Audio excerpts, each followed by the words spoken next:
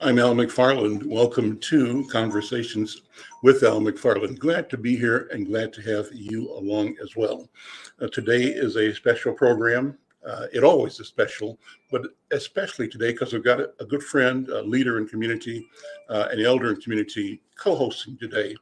Please help me welcome my friend, Alfred Babington Johnson. Brother Babington, are you there? I'll let you come on camera here. And let's talk about today's program. We've got a lot of wonderful ground to cover. Good to see you, man. How you doing? I'm doing nicely, Al, and I was a little concerned of whether or not it was my responsibility to make myself appear on camera, because then we would have been in big trouble. Well, you know what? The beauty of this is that we're also reaching people in the eyes of their mind's eye, over the power of radio. This is KFAI, and we are communicating via social media in the digisphere over Facebook Live, YouTube, connecting through Twitter and other platforms, not only locally, but nationally through the Facebook page of the Black Press of America, Black Press USA. Did you All say? in all, Did you all say? in all, connecting.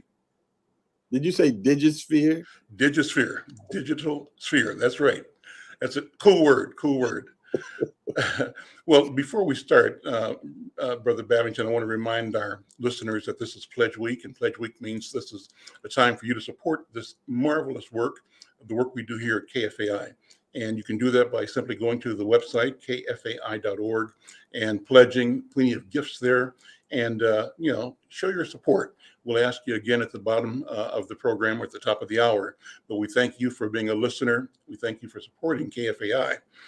Babington, this is the third in a series of conversations that we've called the Town Hall on MNDot, focusing on the Highway 252 and I-94 project.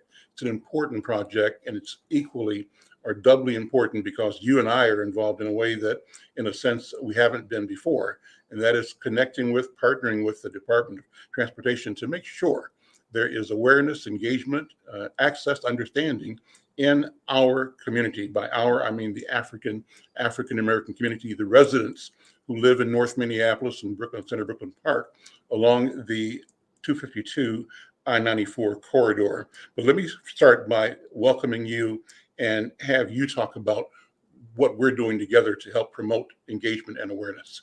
Well, Al, I attended Howard University, and political science was my major and history was my minor. I've always been intrigued by government, and it's clear to me that government comes to pass because as people collect and there are more and more people, there's a need to regulate things. There's a need to provide services for the broader and broader construct. And in that regard, I thought also, Al, about the fact that a lot of parents are so delighted when a baby is born. The baby is cuddly and cute and just a matter of affection altogether. And then as the child grows, too often it becomes something they may be horrified at the end. In some ways, I think that's what happens in government. You have institutions created to serve education or to serve the needs of people for police and safety or for transportation. But whatever it is, the child, the institution becomes as a small thing, a kind of a cute thing, a wonderful thing. But then as it grows, it sometimes becomes something beyond what was imagined. And I think that that's what happens in government. And we end up with something that was designed to serve that ends up becoming what we call a bureaucracy. and I tell you, Al, I had an occasion to look up the definition of bureaucracy in the American Heritage Dictionary. And here's what it said. This is a kind of an interesting take. It says the management or administration marked by diffusion of authority among numerous offices and adherence to inflexible rules of operation. And then a quotation. Knew something of a bureaucracy and those nameless, faceless forces that can crush the life's blood from an individual. Unfortunately, I think that's our sense of a bureaucracy, something that's large and inflexible and difficult to come by. But I'm grateful, and one of the reasons we're in this conversation today is we've been blessed in the state of Minnesota, Al, with the Governor Walls, and in respect to the Department of Transportation with Commissioner Kelly, because what I have found in engagement with them is they are very determined that the necessity of the large, gargantuan infrastructure must not crush out the life force of the individual. And so it's important that the community be involved with these agencies that are created. And that's what I find, I think, Al, that's how you and I are in this Mhm. conversation today with the commissioner. Hats off to Commissioner Heller. Well, before we introduce her, I want to give my listeners, as I always do, some more background, Babington, on your marvelous work, the leadership, the service that you've been uh, presenting to our community locally, nationally for as long as I've known you. You and I go back a long, long, long ways. And I just look back and, just kind of wonder, and appreciate both the passion, the fire, the intent and intensity that we've brought to community, and you're still doing it. We're still doing it, and for that I'm grateful. But Stair Step is special in my mind and in my heart, and I want you to give our listeners who might not be familiar with the essence of the Stair Step initiative concept. I really appreciate that, Al. And I'm thinking, yes, we have known each other for a long time. And when your afro was higher, taller, Right. mine perhaps a little bit as well. The stair step. And for our listeners on radio, the inside joke is that I'm completely bald, and I don't know if you've got some remnants there. I'm not completely bald. Okay, all right. It may look like that from certain angles. Good haircut. But in any event, Al, the stair step came to be to take on what I think is the key issue of our time, and that's the breakdown of community. We define community as the way people behave when they believe they belong together. Out of community comes values, and it comes accountabilities, nurture in difficult times, and support going forward in celebration. But that's what community is. But we are living in a time in which we're increasingly insular, siloed, separated, and tribal. And we need to get beyond that for the good of the whole. And that's what Stair Step is committed to. And that's what you and I have partnered on for these decades. Well, let me introduce then a person that I consider a friend, a leader, an elder in the community as well, a seasoned, savvy public servant, Margaret Anderson Kelleher. We've worked on boards together, worked in the community together, friends with my family, and just a person that I admire and respect. I'm so glad that she's in the role of leadership that she's in at the Department of Transportation, because I know, therefore, the department is in good hands and is headed in a direction that I think will really deliver the outcomes promised by Governor Walz, as you've described, Babington. I think we've got a good team of leadership there. Well, Commissioner, good afternoon. Good to see you. Welcome to Conversations with Al McFarlane. Well, what a delight. Good afternoon. So good to see you. So good to see Babington and to hear your voices. And I just want to compliment you, Al.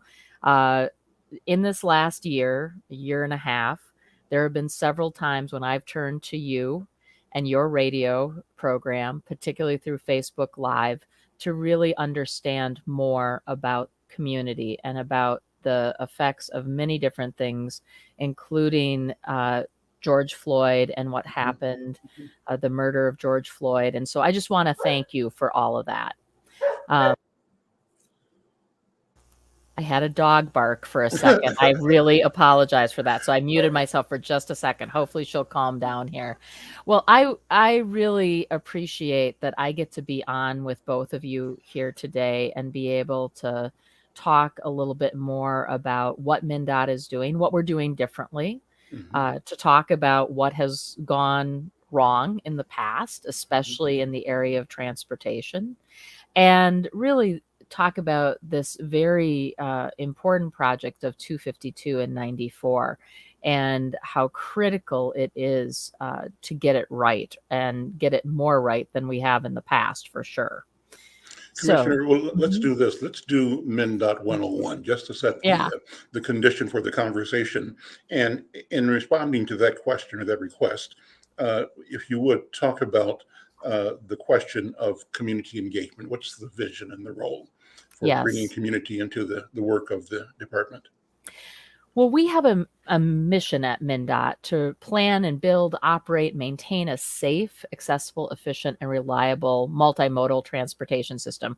Really, the multimodal piece is that we actually have responsibility for a lot of the roadways you see, not all of them across the state, but we also have responsibility for ports, many of the airports, not the MSP airport, as well as working on transit in rural areas.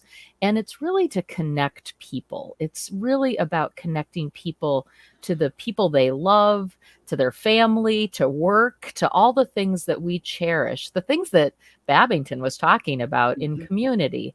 And, one of the things is we're actually going through an update of this mission right now. And I will just tell you, our internal work and our stakeholder work tells us how important equity is as well. Mhm. I think we've got a glitch here. I'm not hearing you right now, Commissioner. Babington, you there? Yes, I'm there, Commissioner. Commissioner, I think you're back now. We lost you for a quick second there. So sorry about that. I think it was the internet. Uh-huh. It can be a little bit glitchy. So I will just say again that equity is coming up as we are refining our mission to really be a centerpiece of the work that we're doing for equitable resources and to make sure that people are not burdened with transportation in a way that is an overburden. And we've seen that in the past, and we'll talk about that a little bit. And so, from your point of view, Commissioner, how important is community engagement? What does it mean to have the community partner with you, or monitor you, or support you, or criticize you? What does community engagement mean for the department? Well, I think this is a great benefit of having been an elected official at one time in the city, a state representative representing a portion of the city, and obviously served in other roles as well, like you mentioned, many boards. I think community engagement means that you take the good and the bad. You have to be willing and open to really be able to get the input of the public. And, in the case of MnDOT, there are many cases where federal law actually requires we must do community engagement. But I really hope that people here today and through this project that we're going beyond that, because we want to go beyond the laws and the statutes and those requirements to really engage community in a way that helps us develop our projects so that it can benefit people and that we can have the least amount of burden. I can't say no burden. I mean, transportation is a bit of a burden from time to time on community, but we can mitigate that. I really believe that through the community engagement processes. And so our work here with Stair Step is so important to that because it really helps us be able to connect to the African and African American community. And the very things you were talking about with Babington, about the very special role that Stair Step plays in the community. This is why we have, I think, become, in a way, more determined than ever that we have to use methods beyond those typically used by a transportation department. Babington, jump in.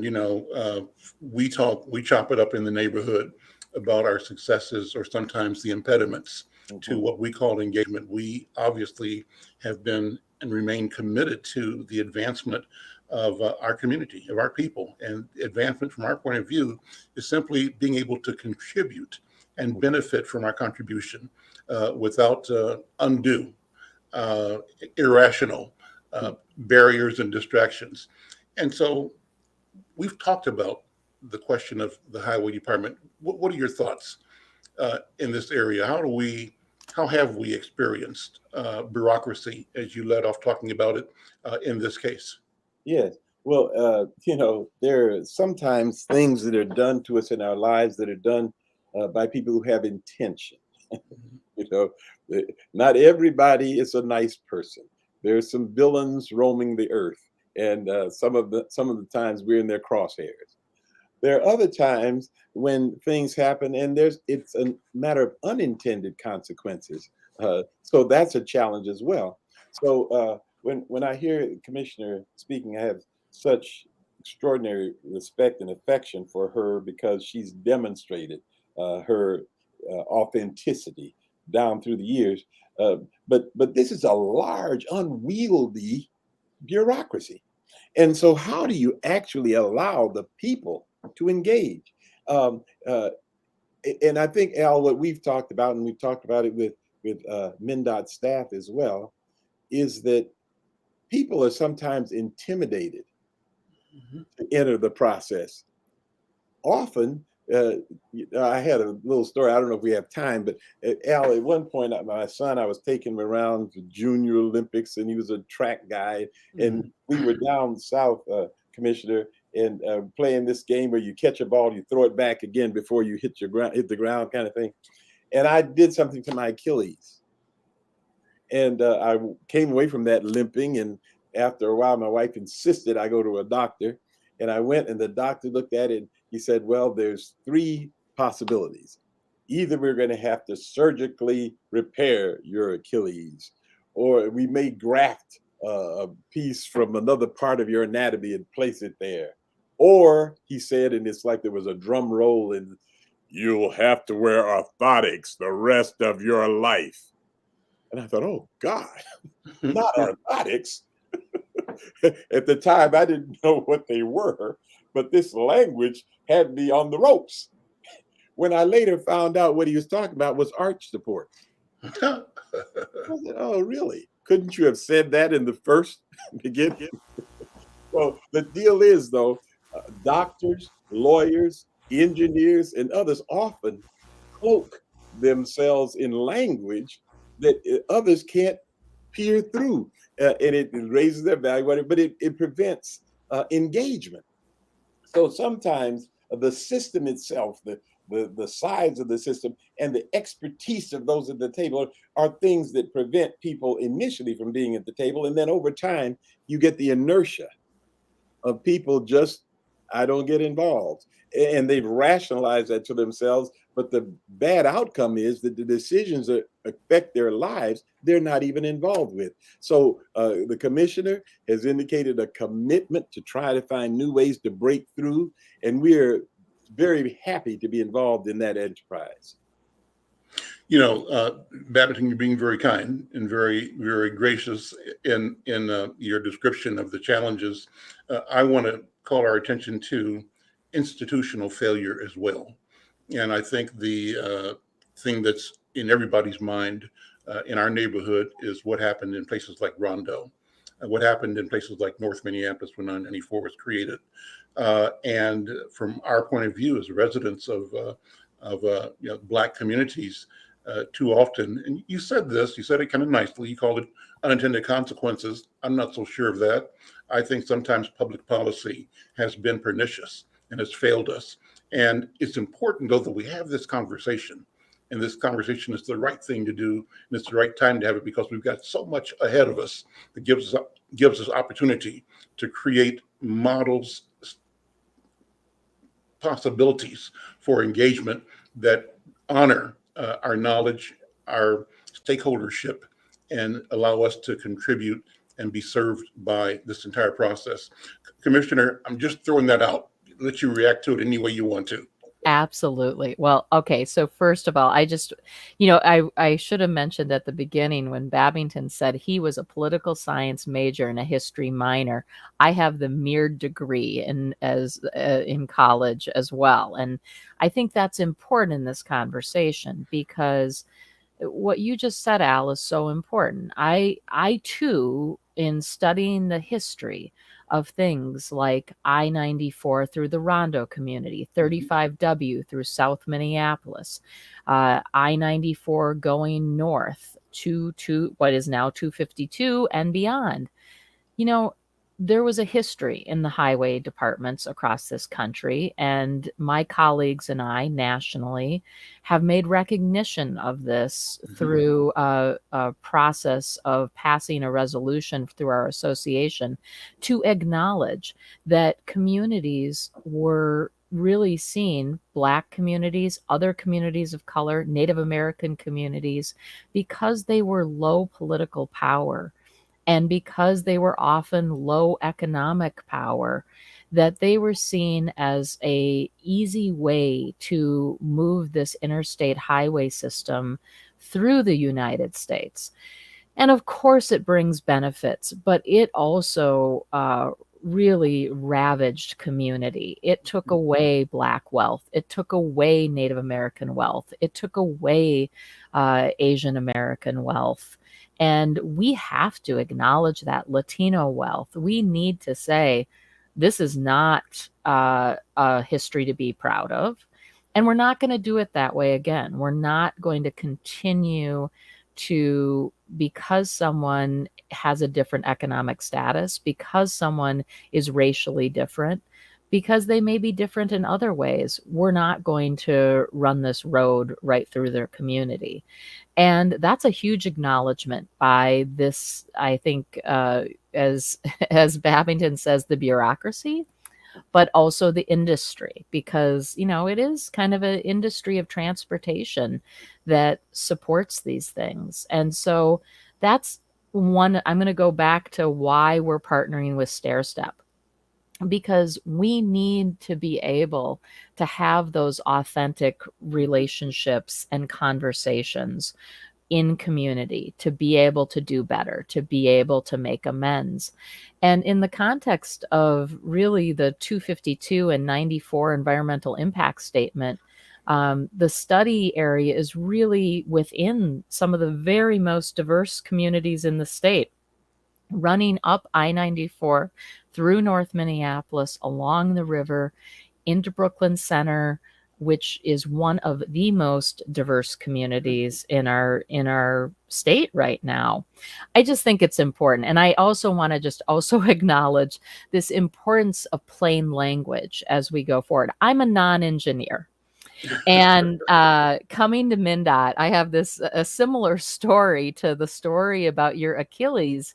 I show up at MNDot, and I think it was the very first day. I wasn't even on the job. I went to go meet people, and they hand me this packet, and in the packet is a document that has over 800 acronyms, the MNDot acronyms, you know, the alphabet soup of the world. I thought that other areas maybe had a lot of this.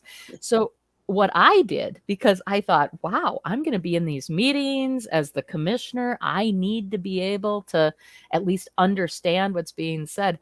I took one of those little flashcard programs on my phone, and I put all of those 850 plus acronyms in there, so I could sit in a meeting and they would say, you know, FHWA, Federal Highway Administration. I would type it in as quickly as possible to, you know, not lose a beat. But I think this is, you know, if I needed to do that, imagine what it feels like for the parent who is picking up their kid after school, trying to rush through and get them dinner or whatever. And then we expect them to come to a community meeting like I went to last week on 252-94 up in Brooklyn Park.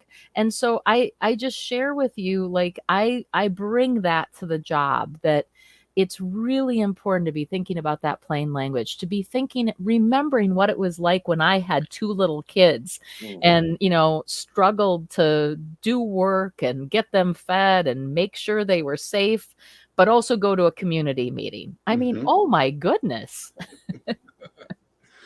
I'm Al McFarlane. This is Conversations with Al McFarlane, talking with Commissioner Margaret Anderson Kelleher. She's commissioner for the Minnesota Department of Transportation. Co-hosting today, my friend and colleague, Alfred Babington Johnson. And we're talking about the MNDOT project in North Minneapolis, the north suburbs. It's the Highway 252 I-94 project, a big project. And we're talking about it because Brother Babington here has worked through his contacts and leads at the department to figure out how we can bring authentic engagement to support the good work, the necessary work, in a way that honors and supports the understanding of our people, our residents in this community, Black, African American, and African, and other citizens along the corridor. Babington, this thing of language is so important, and I think you've done through creating this leadership group, not creating it, but calling forth the leadership group associated with His Works United and associated with various Stair Step initiatives, projects, to figure out, are there ways to transmit, to be a fulcrum, if maybe that's the right word for it, to be, as the commissioner had a translator on her computer, translate this technology to ordinary people in community. I'm calling that the Stair Step model, but I'm going to drop it on you, Babington, to explain, Stair Step's value here and how we are enabling and supporting our community and supporting the institution at the same time. Thanks, Al. Commissioner, at some point when we have more time, I have an acronym story to share with you. I was with the Bell system, but another time. But the approach that, having been asked to the table by MNDot and John Thompson and Chris Hoiberg and Jerome Adams and April, having been invited to the table, we created a sense of how we were going to go at getting better engagement. And Al, I think about, and perhaps it's appropriate to this transportation discussion, I think about bridges. Can we build bridges that allow, can we take create a different construct for how we relate? So instead of thinking about a table that has one side on it and another side on the other side, perhaps the table is round. Maybe we recognize that what we're involved in is something that is to mutual benefit. And the other thing that I like to think about is, now, Commissioner mentioned she's been a lot of things in her life. She's been a legislator, a mother, perhaps even a gardener. I don't know all the things she may do. But the point is, she's a multifaceted person, as we all are. Mm-hmm. And too often, there's a default to being on a side of a table instead of recognizing that everybody's bringing multiple facets to the table. And if we could break through to say we are human beings at this table trying to get together, we might get some other things done. But we have intentionally also, Al, said people do have spheres of influence. So in the African and African American community, there's an extraordinary leverage and power in the voice of the pastor, the preacher. So one of the things in this particular relationship, we reached out to 10 congregations that are strong along the corridor and asked the pastors to either themselves or with a designee be involved in what we call a leadership council, which then meets itself once every 2 weeks and then meets from time to time with MNDot people to talk about the issues related to this project. We also happily reached out to McFarlane Media, and Al, you're a force of nature in terms of what you've done with Insight News and with minority media in general, and now even in social spaces. So working collaboratively with McFarlane Media as a part of this team we're putting together has been a force multiplier, to say the least. But then the other thing we've done, and I'm excited about, and I think we'll get a chance to wrestle with a little bit even on this show, is we've said, can we look at the situation of this discussion and recognize that people haven't been in the discussion long-term or in effective ways? Can we start to look to create tools that allow people to come to the table with a better sense of what the table means and how they can be effective at it? So we're working together with particularly with Chris Hoiberg and John O of SRF and UAL. We have tried to craft the beginnings of something. We call it a tool And the goal of the tool is to allow people in a non-threatening way to have an opportunity to see the pieces of the puzzle and understand perhaps how they come together, and have a non-threatening discussion that perhaps creates more musculature for the real world discussions to come. So let me ask you to introduce our friend Chris Holberg. I've had just a lot of fun listening to Chris. Now, Commissioner, you're talking about the engineers. Well, here comes the engineer, right? It's engineer.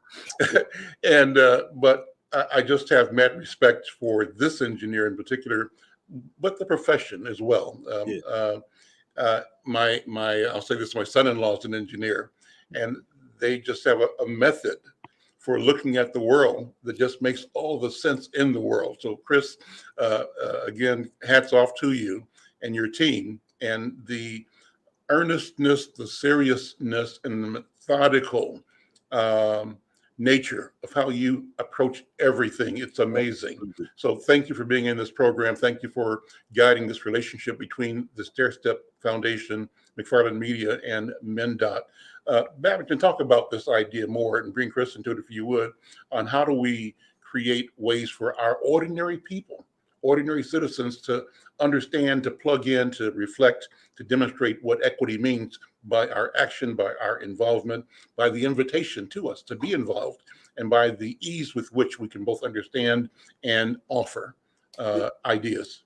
Yes, and let me just, before I say this, let me say also on the call now or shortly, we have a couple of members of our leadership team, Reverend Sarita Oduniyi, I like to say her name, and and we have Pastor Ezra Faget, and I think we also have a couple of other people on from MNDot, Chris, right? Yep. We've got some members of our leadership team here as well, Jerome Adams and April Crockett. Okay, so the thing is, and Chris, maybe you can articulate what we're trying to achieve. We've been talking intently, and I tell you, as Al said, it's been great. The conversations we've had 2 or 3 times a week with Chris and often with Jerome and April have been real world conversations, real transparency, real authenticity. But Chris, you want to characterize what we're trying to achieve with the tool? Yeah, I guess at the end of the day, part of the relationship with StairStep for me has been one of an advisory role as well, and I think you kind of keyed me into a need that we had in terms of our engagement, and that's kind of what you've articulated to this point, is that sometimes, the language that we as engineers use, or the technical nature of the subject material can act as a barrier. So how can we create a tool that helps ease that point of entry for folks, and kind of gives them a lay of the land as they step into the project on a larger scale, so that they can kind of understand where we're at and bring it into the realm of that kind of plain language. Yeah, and so the thing is, and Commissioner and Superintendent Faget and Reverend Oduniyi, as we share the basic notion that we are putting forward, want to invite you all to listen in and recognize, Chris said, where we are trying to go. We're trying to create this mechanism that allows people a way into the dialogue, a way to perhaps understand the processes involved, and then be able at the end of it to engage. And one other thing, and that Superintendent Faget and Reverend Oduniyi are part of our leadership council, and our intention is for this tool to be their tool, for us to have this, and then for them to be able, in smaller circles, to share this tool as a means of starting conversation and engaging people in conversation. So, Chris, working with you has been really rewarding as we're trying to create this. And one of the theories we said is that there's the intimidation of interaction because the experts have their own vocabulary and what have you. So we talked about empowering the community by creating this non-threatening exercise.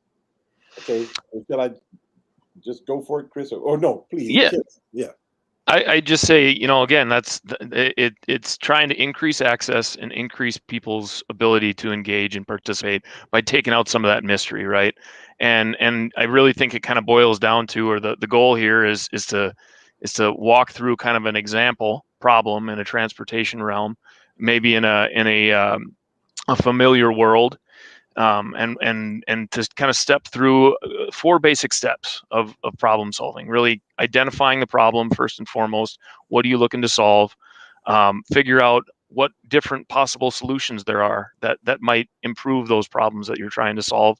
Figure out how well each of those solutions performs, and then figure out what the impacts of each of them are, and then you set them next to each other and you can see them, and the cream tends to rise to the crop and or rise to the top, and the milk sometimes tends to fall away. So that's kind of the basic process, I would say.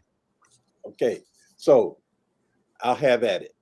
And first, let me introduce you to our cast of characters and a brief update on their lives. We find ourselves in the land of Oz, years after Dorothy and Toto have gone home to Kansas.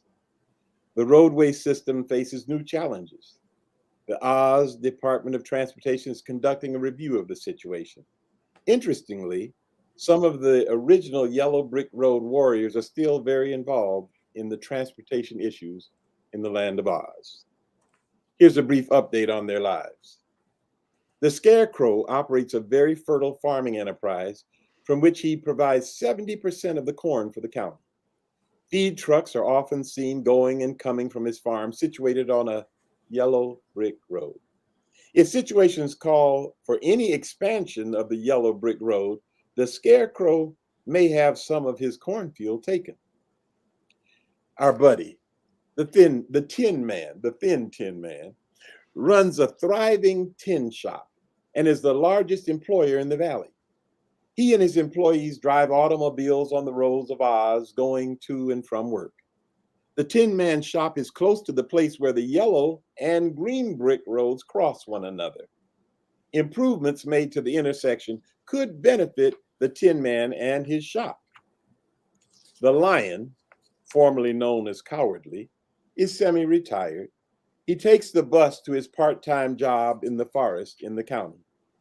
He has a concern that any changes to the road not disrupt the wildlife that make the forest such a wonderful place to visit. And then there are other residents living, as we say, along the corridor, many of whom live in the Emerald City and use the road to get to and from work, church, and other destinations. So that's our cast. Here's the situation. Every day, the Tin Man commutes to his shop using the yellow brick road. Traffic is heavy because people come from far and near to get things fixed. The shop is located close to the yellow brick road and has entry points along the green brick road. At the point where the yellow and green brick roads meet, cars stack up because so many people are trying to turn left onto the green brick road to get to the tin shop. In fact, the line to turn left gets so long that sometimes it blocks other lanes of traffic on the yellow brick road. This causes uncomfortable delays for both the tin shop visitors and other people using the yellow brick road to go to other places. Other residents of Oz use the yellow brick road to get to the Emerald City. There are bikers, including the Scarecrow who bikes to his cornfield. There are transit users like the Lion who takes the bus to the forest. The Scarecrow finds crossing Yellow Brick Road very dangerous because of all the cars lining up at the intersection. He wants to visit his cornfield, but the crossing makes it a dangerous matter. Our friend the Lion takes the bus to the forest, but the Lion's bus is often held up by the lineup of cars at the intersection. Too many times he's late for work and late on his way home to his family. Chris, could you put on your special transit analysis hat and talk us through this question? How can this issue of the yellow brick road be dealt with to address the needs of the Tin Man, the Scarecrow, the Lion, and the other residents of the land of Oz? Sure. I think, again, the illustration here using the four basic steps of problem solving here, we're really trying to first and foremost identify what the problem is or what the problems are, right? So within the story, we can start to see some of that come out, right? You've got the yellow brick road, and we're seeing delays on that road, either for people trying to get into the Tin Man shop or folks on the bus or people trying to get to the Emerald City. So it's kind of a congestion issue, right? And those characteristics that come out in the story help you to identify kind of what the roots of those problems are. So we know we have a congestion problem there, but we also know, the Scarecrow wants to ride his bike across and get to his field, right? And it's a dubious crossing for him. So that's a problem for people trying to cross the road as well, right? So that's two kind of problems we've identified there. First and foremost is what it is what we're looking to solve in this particular example, right? So once we've identified those two things, now we can move into, well, how might we fix those things, right? As an example, those left turning vehicles, they're stacking up and they're backing up onto the through lanes, and the buses and the cars can't get through to the Emerald City. So how do we address that stacking of vehicles in the left-hand turn lane? Well, maybe we can lengthen those turn lanes and provide more space for those cars turning left and get them out of the through lane to allow the traffic to get through. That's one alternative, one potential solution there. Maybe a different intersection type would fix it. Maybe we should build a bridge across and have ramps down to the yellow brick road and take those turning vehicles off those lanes altogether, right? Those are three basic options, or three things that we could look at as a way to fix these problems. And again, that next step, once we've identified a bevy of solutions or a range of potential options, how well do they actually solve the problems? In the case of extending turn lanes, that sounds like it probably fixes those cars backing up onto the main line and the congestion. But what does it do for the Scarecrow on the bike and people trying to cross the yellow brick road? Maybe that's a solution to one problem, but not others. That's just an example of trying to figure out how well you're solving the problem, right? And then the final step, of course, is understanding what those impacts of each one of those opportunities are, or each one of those potential solutions, to understand, okay, with the Scarecrow's fields and the Tin Man shop and the Lion's Forest, all of those are kind of sensitive resources or things of import, and we need to understand for each of the potential solutions, what are the impacts to those? Because if we don't understand that, and we don't understand how well it solves the problem, well, we're not gonna make a well-rounded and well-informed decision. So that's really, I think, kind of those four basic steps: identify that problem, figure out potential ways to solve it, understand how well they fix it, and understand what their impacts are. You bring those together, and you have a framework there to come up with a proper solution. So, Chris, can I ask Reverend Faget? You had a question into this.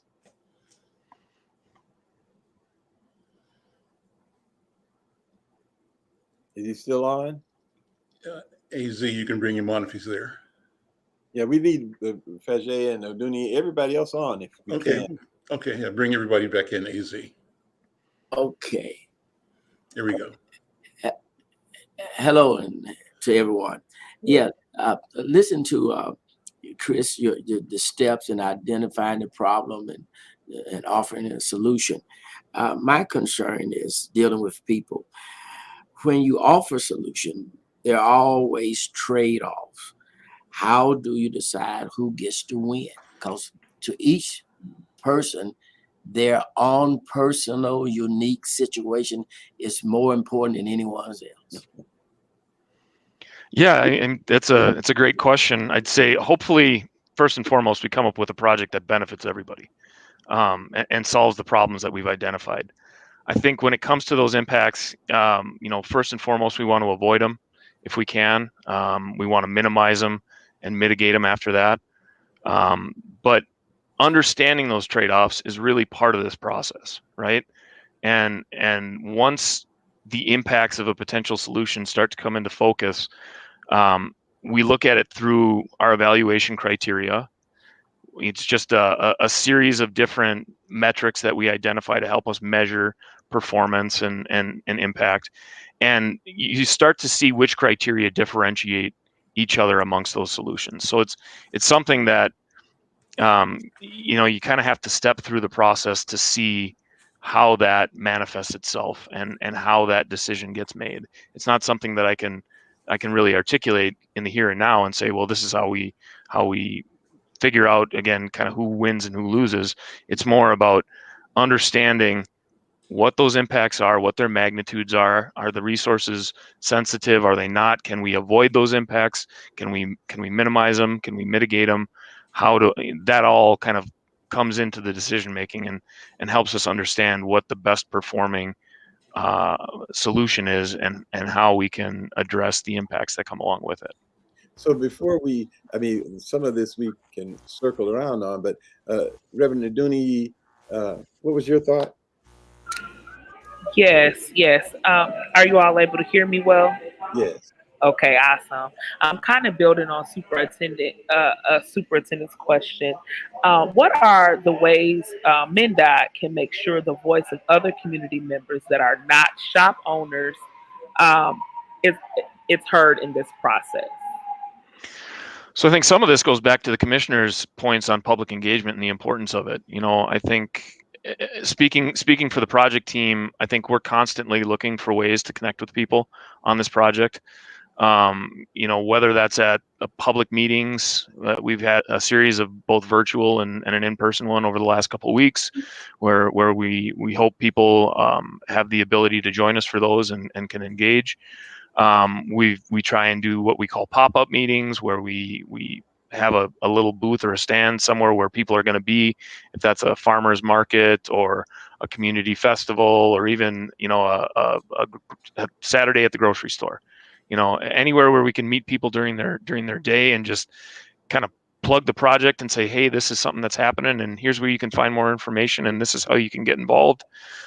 Even to the point of being on the radio show here today. I think this is really about elevating the project and making sure that people understand that we're looking at the problems that exist and we're looking at ways that we can improve it. I'm going to take that opportunity real quick here and plug our website.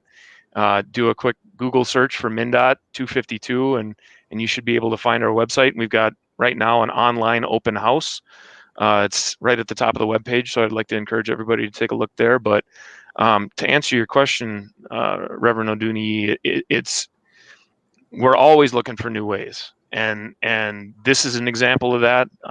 Hopefully, you've seen our folks out at pop-ups, or you've heard about the open houses, and you've had a chance to take a look at that information on the website. But it all kind of comes back to the point of how do we give folks the opportunity to plug themselves in the capacity that they can plug themselves in. You had something else, Cynthia? Sharita? Yes, sir. Another thing that I would like to ask, and if it's not happening, to suggest, is one way we know folks in families in particular, get really excited about something is when their children are excited about something. That's how the children's movement, the civil rights movement got popped off, is because the young people were really like, I'm all in. So is MNDot at all in conversation with any youth-led organizations? And if not, is that something that you would be interested in doing to get the young people involved, especially the high schoolers who are now using public transportation to get to school? This will affect them as well. So just kind of wondering what would that look like? Yeah, I'd say, go Chris, ahead, Commissioner. So if I could build on that, I think that's absolutely, we want to be engaging young people. When I was at this open house up in Brooklyn Park last week, there were like 5 young kids, and I was thinking, when we do these projects, yeah, we're all important. Okay. But we're really doing the projects because of those kids, because they're going to have to live with both the consequences of the decisions that are made, and they're also potentially going to get the benefit of the decisions made. And so I think ways to connect to, groups that that you have connections to. I think about Juxtaposition Arts. I think about other groups in North Minneapolis, but also in Brooklyn Park and Brooklyn Center, to be able to really engage those ideas. And I think even if those ideas, with young kids, the ideas can be kind of a story, right? But out of those stories come the ways that kids imagine traveling in the future. And I think we do have to take that into account. So I just want to build on that. That's absolutely right. And I also want to say that, Chris didn't mention, but, even coming to after Sunday services or another event that you have where families are together and they can engage in the feedback. I think that is really important to us. And, we would only come to those places as invited because they are special places in the community. What a rich conversation. I'm loving this. This is a great program. I'm Al McFarlane. This is Conversations with Al McFarlane. We're calling this the third in a series of town hall meetings on the Highway 252 I-94 project presented by, being executed by Minnesota Department of Transportation, MNDOT. And we're here around the leadership and work of the Stair Step Initiative. My guest co-host today, Alfred Babington Johnson, the leader of the Stair Step Initiative. And you've been listening to the commissioner for MNDOT, Margaret Anderson Kelleher, also one of the MNDOT engineers, Chris Holberg. And Babington, that story you told, I think was right on the money. The story of putting the Oz framework around a scenario that lets us look at the choices, the decisions, the competing interests and strategies for engaging people. And I want to thank Pastor Faget and Reverend Oduniyi for your Oduniyi for your excellent questions. This has been really, really cool. Let me throw it back to you, Babington. Just this is so cool. Where do we go from here? Well, we want to do more, and I know we're running out of time. But Al, I'd like to hear Jerome, just his sense of things. He's a very gifted, sensitive, perceptive one. Jerome, good to see you. Jerome is the, I think, senior engineer, right? Project manager for Yes. the western area of the Twin Cities region, and a guiding light in this work as well. You've been on the program before. Always a pleasure to have you here, Jerome. Please jump in, weigh in. Thank you very much. Reverend Babington, Al McFarlane, how are you doing? Great. Good. Yeah, I'm the project manager, and we did a really good discussion here. I like the yellow brick road example. We do have a 252-94 project, and there are real problems on the project. There are crashes. It's difficult for people to cross 252 on bike or on foot, and we need to improve transit.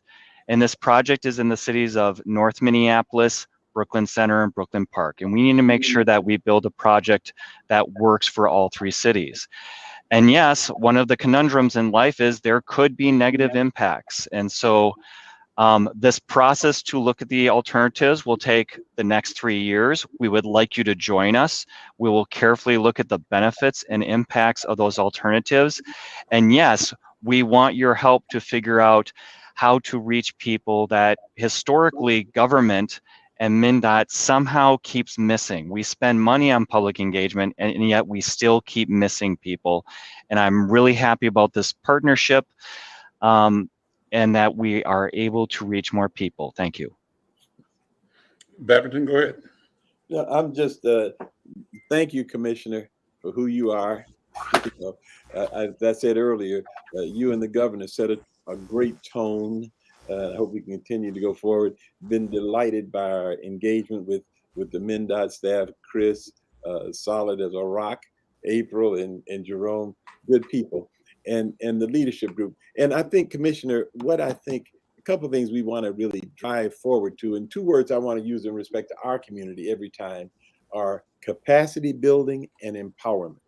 And if we intentionally are looking to accomplish those things, I think at the end of the day, we have more people involved because people take ownership, because they see it as theirs, you know. And so this has been a great opportunity. Thanks again to the MNDot staff for a certain amount of adventure that they entered in with when we have been talking about the yellow brick road and what have you. You've got a great staff of very tenacious, hardworking folk who want to make sure it's done right. And Al, before you sign out, I really want to try to, if the commissioner has something, but then to let Chris have a last word. Sure, sure. Well, I wanted to just have the commissioner sort of reflect on her note in the chat where she said she loved the example. And, what chord was it striking with you, Commissioner? And how do we use storytelling? I think you've addressed a little bit. What things do you believe we can do together to engage people, to capture their imagination and their commitment to help and contribute to making our community what it can be and should be? Well, I thought the example was brilliant. And why it was brilliant is because it's an example that most people are familiar with in some way. But yet, to put it in the context of this project or of a project on the roadway and the competing interests, it reminds me of two things. One, we are storytellers as human beings.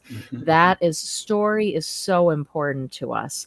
And you all do that. That's part of the process here. And so we need to really engage even more in that storytelling of people's lives. The second part I thought about was I do have this expertise, I guess, in negotiation, and it made me think of the story of the orange when the little kids are fighting over the orange. And why are they fighting over the orange? They both need the orange. Well, one needs the orange because they need the orange zest to put it in the muffins that they're making for their grandma, and the other one wants the orange for the snack that they need because they're hungry. And we won't be able to make every situation figured out to figure out the win-win, but I do think there's more possibilities when we hear people's stories and know what their needs are. And so I just want to thank you for giving us this opportunity to come forward and talk about this very important process. Chris, why don't you finish up by inviting people to, again, connect?